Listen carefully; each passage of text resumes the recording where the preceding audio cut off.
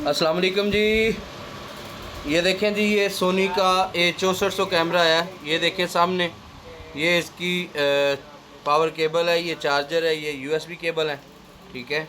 और ये कैमरा है जी, सोनी का 6400 कैमरा है, बिल्कुल ब्रांड न्यू कंडीशन में, ठीक है। ये देख लें, जिस भाई को चाहिए हो वो मुझसे रब्ता कर सकते हैं। सोनी का 6400 कैमरा जी, लाइक ब्रांड न्यू कंडीशन में है, बहुत कम यूज़ हुआ है, बिल्कुल ब्रांड न्यू कंडीशन में है, ठीक है।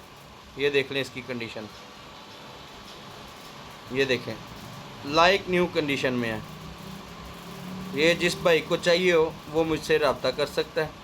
ओरिजिनल बैटरी है इसके साथ, स्ट्रैप है, और ये USB केबल है, पावर केबल है, और इसका चार्जर है। ये चीज़ें हैं इसके साथ, ठीक है।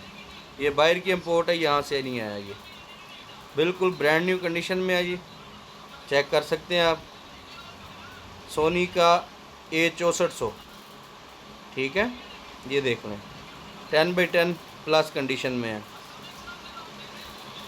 ये देख लें सोनी का 6400।